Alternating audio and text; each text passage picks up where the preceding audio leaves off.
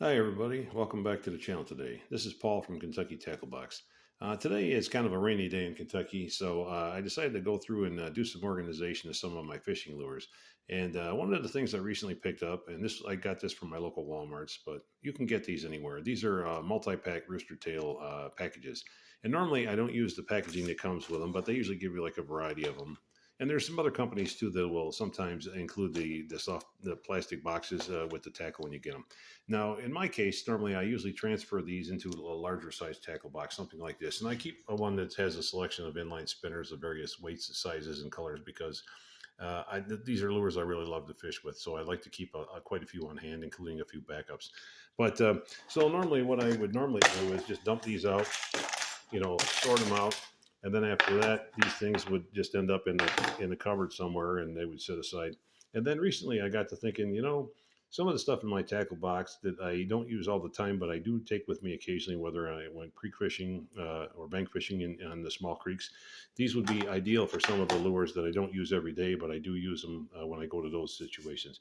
So I got to looking at my tackle box over here, and I found that I have a lot of these top water poppers. These are like mini poppers. You can get these at most every store too. And then these weighted bobbers. And I usually throw these together when I'm targeting panfish on top water in the creeks and that, or even on some of the lakes.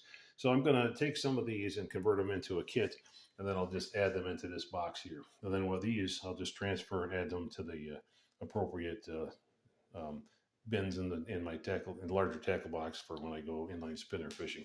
And I've already done something like this with one of these a while back. This is another leftover box, and this one had a different size. I think these were like 1/16 ounce inlines that came in this. This now has a 1/8 ounce in different colors and that.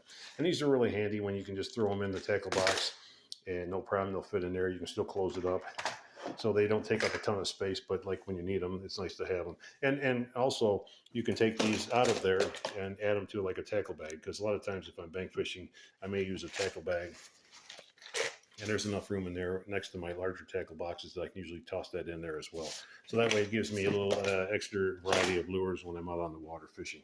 And it is very handy to have those things because sometimes as you get more and more tackle, things can get a little overwhelming at times, and it's like trying to make sense of what's what, what's where in your gear. I'm sure if you do a lot of fishing, you probably run across the same thing where you look at it some days and it's like, holy smokes, what a rat's nest I've got here.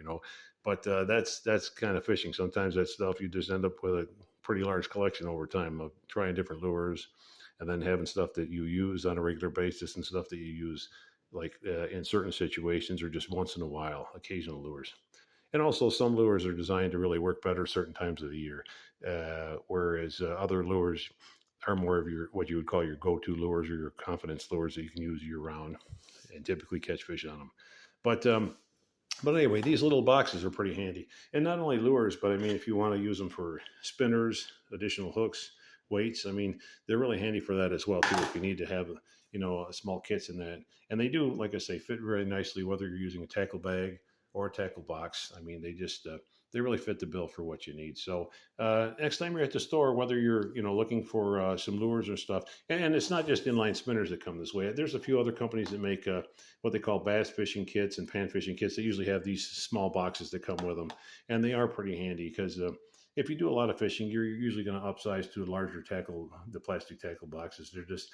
You're just going to have to typically because you're going to have enough gear when you go fishing that you'll need the larger ones. But these smaller ones still have a place, and they have some value as well. So, as always, thanks again for watching the channel, and get outdoors when you can. It's a great place to be.